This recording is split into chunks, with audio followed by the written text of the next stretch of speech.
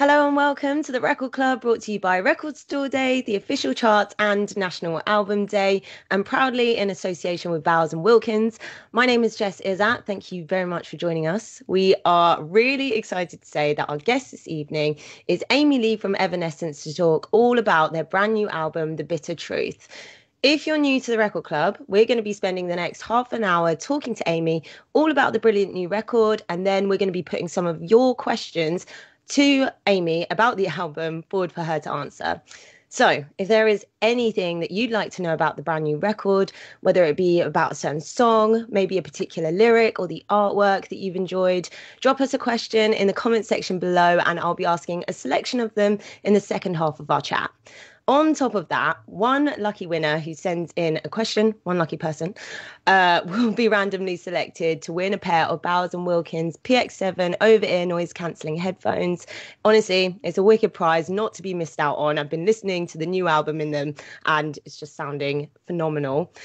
If you haven't already picked up a record of your own copy, head to your local record store. We thoroughly recommend you do that once our chat with Amy is over, because of course we are supporting local record stores. So let's get straight into this week's Record Club and say a big hello to Amy from Evanescence. How are we doing? Hey Jess, thanks for having me. How are you doing? How's the house out the back? You were just telling us a little bit about it. It's good. Yeah, this is my studio space. It's been really good to have the past year while we were making the new album and spending so much time at home and like crammed in with each other with my sweet, adorable, energy-filled 6.5-year-old boy, Jack, and my husband. So it's great to have this place to, come out to and just get in the zone. Whenever. Oh my God, yeah. Well, before we get stuck into all of that and the album, because I know you've mentioned that actually this is the room that you penned most of the album, I've got a couple of questions to ask you. I want to know, over the past year, of course, music has been a savior for a lot of us. Do you have any recommendations, any albums? Wow. I was just like looking through my iTunes at what I was just like listening to yesterday. I mean, I guess through the last year, a big one for me, I've talked about it before, I hate to say the same thing over and over, but a big one for me is the Billie Eilish When We All Fall Asleep album that, has been so successful, which is so amazing and awesome and inspiring to me because it's so unique. It feels good to see something really different and special and homegrown get so far, sometimes we lose faith in that idea, that things can be just brand new and not corporate. So that's really beautiful. This is maybe surprising, but Casey Musgraves, one genre of music that I've never really gotten into is country, but she's not straight country. It is more like folk, like Americana music. And she released this album like right around the time that we moved here. So I was trying to get in the spirit also, called, what's it called? Great. It's fine. You can cheat. You can look at your list. It's so good because like every song on it, I'm typing it in right now. I keep thinking Harvest, but that's not right. And now you're waiting for me on live stuff. Golden Hour. Golden Hour, that album. So good. And both of those albums for me are rare gems because you can really listen to the whole album without skipping tracks. That's just rarer and rarer these days. Some iconic women you've named as well, so here for it. And also part of the reason that we run the Record Club is to support and celebrate indie record shops during the coronavirus lockdown, and just obviously they've all been shut over the past year, so it's been really, really tricky. Are there any record shops you're particularly fond of that you want to big up? Oh my God, like one of my best family friends, the record store I went to growing up, Arkansas CD Record Exchange. Bill, my man. Big ups. Still standing after all this time. That's my place. It's cool because it's not just like records. It's also all kinds of memorabilia, Star Wars toys, weird stuff you can't find anywhere else. It's the best. That is wicked. And obviously, I know it's been really tough over the past year, like I mentioned, but just going physically into a record store, you can't beat it. You can kind of like feel the music around you. Same with gigs as well. That's why we miss it. I do miss it. We also actually have been kicking off the Record Club with a question from one of the many amazing independent record stores in the UK. So this week's question is from Gatefield Sounds in Whitstable. Amy, they want to know, as an independent record store, they are always looking to recommend music to their customers. If you were recommending your new album to someone, how would you describe it? Everything you could possibly want and more. I mean, what do you want me to say? It's the great. No, just kidding. I don't know what to say. It's a journey, man, for sure. I mean, it's an album. It takes you on a ride. It starts out taking you in just a little bit at a time with a big epic intro, diving into the whole thing, and it definitely takes you on a trip. But I think that nowadays we listen to music so much in song form. So it's an interesting thing. It's always been important, but have it in mind. Like, I want every song to be able to stand on its own, but I also really want it to fit into the album. Our album is definitely good for turning up real loud in the car, driving down the road, just like getting lost in a place. I've been doing that a lot with our own album. If I'm being very honest, it feels so good to have it done. Oh, yeah. Listening in a car is like, if you can listen to a full album in a car on a journey, that is just iconic. I love that. Don't It's like actually your drive one anywhere music with it, video, but you just need it. landscape going by. Yeah, the movement, everything, you kind of lost it. You're plugged in, but you've got it loud as well. Yeah, feel that. Big ups to Gatefield Sounds in Whitstable. Thank you so much for your question. So, Amy, congratulations on topping the UK's official rock and metal albums charts. Thank you. How does it feel to have maintained such a strong fan base here in the UK? I just feel a huge gratitude for our fans around the world. We, as you know, don't put out an album every year or every other year. It's pretty few and far between for us, and a lot goes into it. So it truly is like a special event when it happens, but also just this over and over again, humbling gift. The way that our fans have been there for us in these long, times between new music. We'll put on new tours even without music, and they're there. It's just something one of the things I'm the most grateful for in my life is the ability to do what we do. And after all this time, there's a new appreciation for it that I wouldn't have been able to have just not having the perspective the first time around. So the fact that I get to still do it, still get up on the stage, still make the music and put it out, and it's something I will never take for granted. So thank you. Do you revisit your back catalogue much? Well, I have to, always for our shows and stuff. And then also in the last few years, we did the synthesis project, which I maybe really go through all of it and decide which songs we want to include in that orchestral thing. And then before that, we did like a big collection box set, ultimate, all the things, all the B-sides, all the stuff. So I had to go through it all then and like find old pieces of, I don't know, scrapbook journals and lyrics and stuff. And it was really good actually to go through all of that before getting to the next chapter where we were making new music, because it just really having like just that understanding and perspective of the history and the journey and all of that is so good before you take a step forward, just to remember those roots.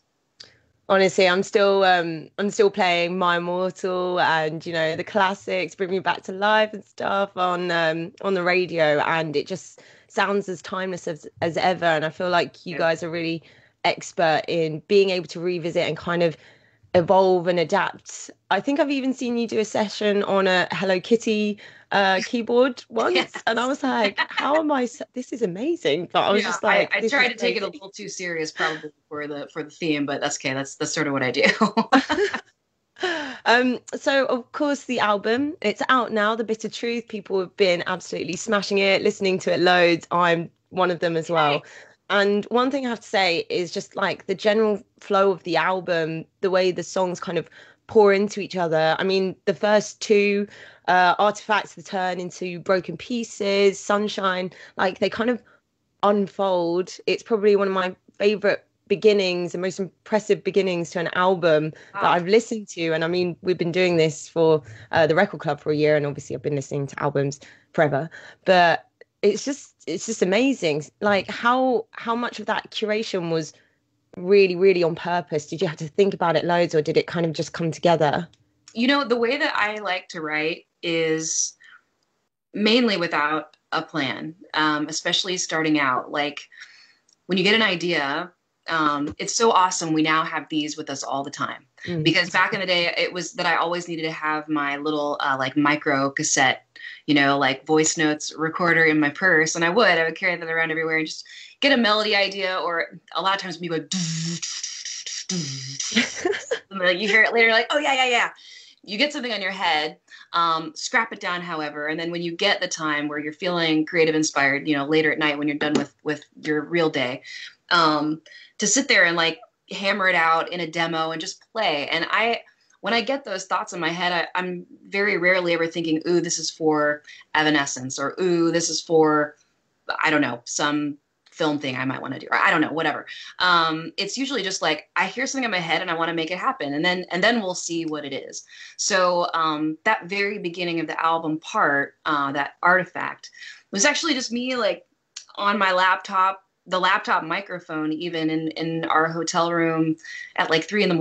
on tour in 2019. Just had an idea in the middle of the night, and I was singing quietly like that because I needed to be quiet because, there was guests in the other rooms around me. And I wasn't thinking about anything. It was just something that I had in my mind. But then later, when that second part started developing, which is a collaboration between me and Scott Kirkland from the Crystal Method, actually, we just started randomly swapping ideas. Again, not for Evanescence, not for anything. Just like, hey, I like you, you like me. If you ever want to send me some music, do it. And he had this piece, and I kind of rearranged it and turned it into a thing. Once I had that, I just experimented with like gluing the two parts together. And I knew with that piece that Scott and I did, the end of it, there was this other song that I was writing with the band, Broken Pieces Shine, that I was really excited about. It just the way that it started in was so driving and heavy. And I had a vision for that being the first moment you hear the band. I did have that in my mind, like this is the beginning kind of. I realized that they went together. And that they were in the same key even, and just made that happen. So I had the beginning in my mind quite a while before we did it, but so many other pieces about it. You have to just sort of have an open mind, make all the music you're going to make, and somewhere in the middle of the process, you start to sort of hear transitions like, ooh, this would be really cool if it went into this. And then you start working towards that and planning for that. And the other ones just sort of fall into place. It's cool how it all came together. Honestly, I just you first plug in and you're just like listening, and it's almost you're kind of being like lulled into a false sense of security, but that's not the case, and then because come hammered on, over it's the head. Evanescence, and I'm just like, yes, this Yeah. is everything that I wanted. It's like that kind of like nervous, excited feeling. So I was just like, this is awesome. Okay, Also, we're in. after it having been so long since we'd done a full album, I really wanted us to have an intro. Like we have been building to this, and the beginning of this album needs to feel like this is finally happening for us. We can't just punch into it. Like we got some talking to do before we start this thing. Were there many tunes that were cut from the album, or did you have like a lot to choose from? Then you were just like, no, okay, this is creme de la creme. It's always like that. There's always a lot on the cutting room floor, so to speak. Unfinished pieces of songs, lots and lots, and a few songs that just didn't quite make it all the way there through the melodies and maybe the arrangements in the end. But they actually have the band tracked. There's like 3 of those, but there's a bunch of started pieces. When you have that much time, you really take the time to make an album. You get to just pick and choose the very best and make sort of a greatest hits out of it in the end. So yeah, there's leftovers. I don't know. We'll see. I never want to put something out just because we have it. I want it to be really great and stand up to everything else that we've done. So we'll see what gets finished, but I'm sure that at least a couple of them will be finished. Okay, we'll wait and see if there's a surprise like extra package at some point. What's your favorite track on the album? That's an impossible question. I really struggle with that question. It changes kind of daily.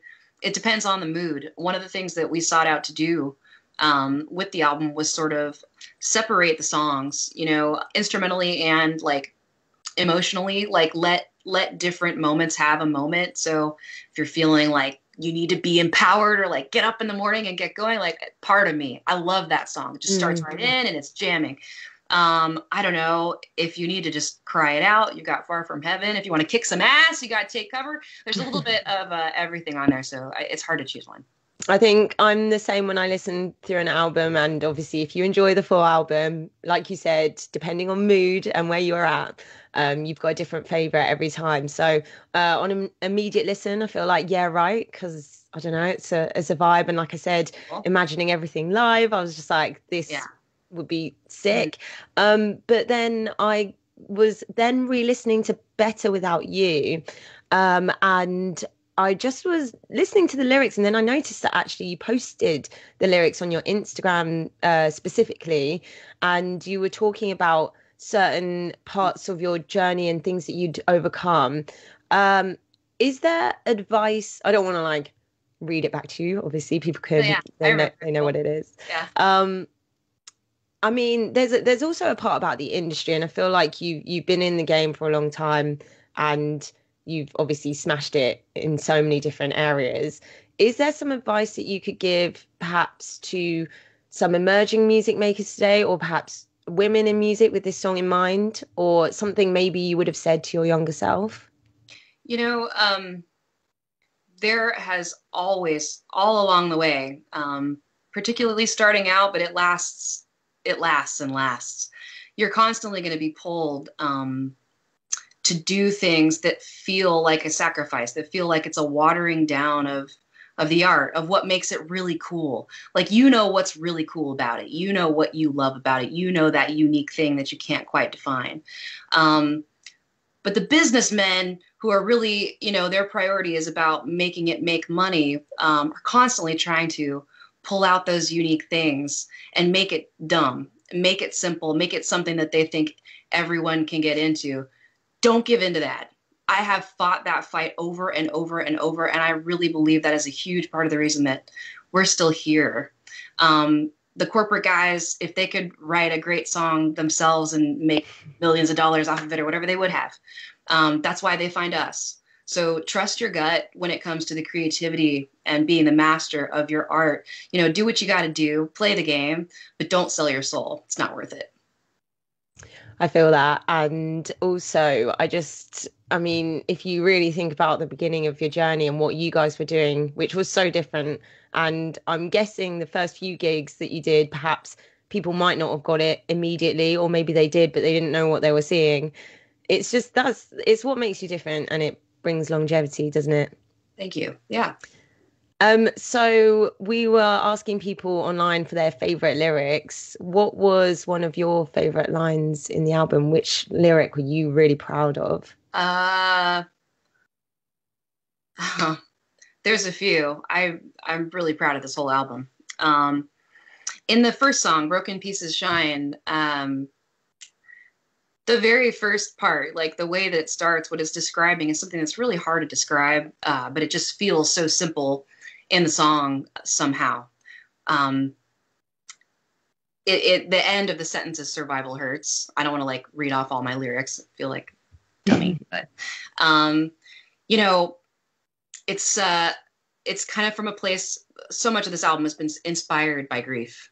Uh, but what's beautiful about it is it's really about the processing and the aftermath and what we do with that and how we pick ourselves back up. It's really about the journey back up and back forward and fighting through, accepting the pain in order to push through it, accepting the things that are, messed up in our world so that we can make changes instead of, just covering our ears and trying to tune it out. I think that admitting the brokenness is really important and in a big way kind of sums up a lot of the main theme of the album. So I'm proud of all the lyrics in that song. I think of our fans a lot in that song and have always like visualized that live, especially at the end. The reason there's that repeating "let all the broken pieces shine" lyric is I'm imagining everybody in the arena just like singing it out. I want that so bad. That's fun. Oh, There's gave me more. goosebumps. Yeah. I'm proud of all the lyrics on the album. Definitely, and you should be. There is something very exciting that's happening in celebration of your 15th anniversary of the double platinum selling album featuring singles Call Me When You're Sober, Lithium, Sweet Sacrifice, Good Enough, limited edition of the open door, and that is just, it's so exciting. It's such a beautiful color, that marbled iris, like gray thing that Yes. vinyl is. I was so excited to find that to pair with it because it goes with the artwork so well. And I know it's for Record Store Day specifically as well. It's like literally coming out on the same day. It's going to be a huge celebration. Is there any chance you have one with you? I Oh, I don't. I really want to haven't see. seen I it in really want to person see yet. one. No, I haven't seen it in person yet. I think they're still printing them up. Well, that's what people need to do then. They need to, for Record Store Day, they're definitely going to have Yes. to go nab one of those. Yep. Limited edition. That's going to be amazing. Are you going to do anything to celebrate as well, your end? I don't know. It depends on where we're at that point. It's so hard to make plans anymore. I feel like we're almost at the end of this thing where we can start making plans that don't have to be canceled. But like as of yet, like I'm not even planning next week. I guess that's sort of just a personal flaw. Actually, I'm not so good at planning, but I'll party. I'll have a glass of wine. You want to I was Zoom? going to say We're by in. the 17th of Go. July. Come on, come on. It's going to happen. Hopefully, we can do some sort of, well, if not in person, then on Zoom, definitely. We'll cheers to that. Okay, so it's time for some of your questions. I know lots of people have been getting involved. Kaio Philippe on the official charts page says, which song from The Bitter Truth are you most looking forward to singing live? I keep saying part of me because those verses just have this really unique for us, but just right in the pocket groove. A lot of our songs have a bit of a buildup with a verse that's more in a quieter, lower, building place than a chorus that soars. Part of me just launches, not on your life. I can't wait to do that. Also, the song itself is in a lot of ways about my relationship with the music and the fans, and drown me in your blinding light, like that's about the stage. So I don't know, I want to feel those lyrics come to life live. Sam Marie Hayes on the Record Club, she's asking, or she, sorry, what inspires you the most when writing music? It varies all the time. I listen to music. Listening to music inspires me about music, but I don't know. I have to say the biggest inspirations have come from just sort of like personal revelations in life, big challenges in particular, big pain, also big love. You wouldn't have big pain if you didn't have big love. Just the things that make me feel so much that I have to write music to get it out of myself. I became a mom in 2014. That just cracked my mind open in a way that I can't explain, and made me want to make a whole bunch of music. And I don't know. So anything, good or bad, just big, big feelings. You actually mentioned Jack earlier. I was going to ask, has he been in this room and has he been playing around on the piano, Oh guitar? yeah. Oh What's yeah. his instrument of He li- choice? well, he likes to play on the mic because I've got all the effects. So I can make it like crazy alien voice or whatever. We just like goof around on the microphone. But no, he'll play the keyboards and he'll play the drums. He was really into the drums when he was little, like 2, 3. Just anything, especially when it's like Will's kit. That's not Will's kit over there. On tour, like, and he'll come up and like play it and you hear this, like sound come out of it. He's like, oh, okay. So, Oh, that is amazing. yeah. That's going to be epic. Is he gonna, do you reckon he might be a singer at some point?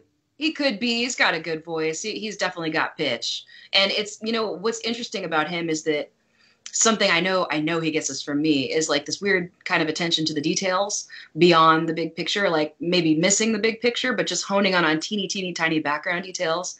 So he was singing something like that I thought he made up just recently.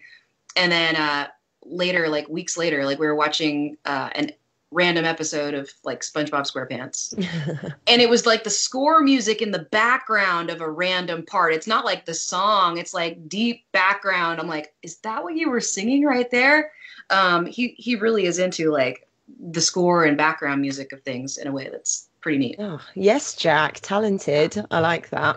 Kaylee Kurtz on the Evanescence page is asking, what is music making like for you today versus during the Fallen era? How has your process changed and or stayed the same? Well, it is different in that well, first of all, I was a teenager in that time. So like my life was different. The time that I spent writing music was usually late at night when I was supposed to be sleeping with my headphones on a keyboard. You know, I guess it's not that different. It's like this room, it's like your bedroom. And then, you know, spending all my free time instead of hanging out with friends, my friends, I mean, my friend, it was Ben, like we were making music together with this idea that it could one day become some big band thing.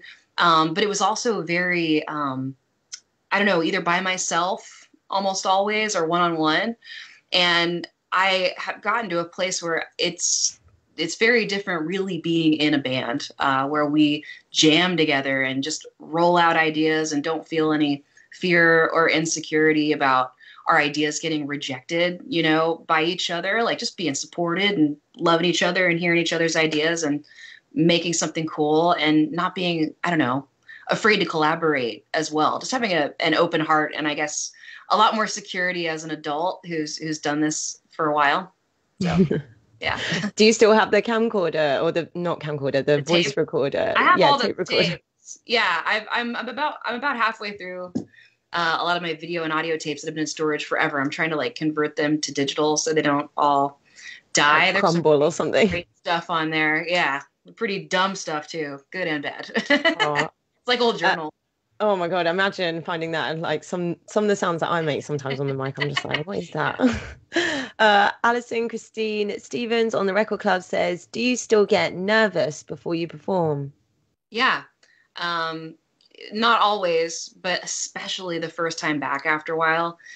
There's no way we won't all be nervous stepping onto stage after being off for a couple years and writing and everything, but it only lasts a minute. Like usually like the anxiety and the comes, you know, for like the 20 minutes before and like 30 seconds into the first song and then you're like I'm here, I'm in, like there's no turning back anymore. Anything that your mind or body was thinking about before just gets cut off by focus. And there's also just some other like force that takes over and doesn't let you have that fear anymore.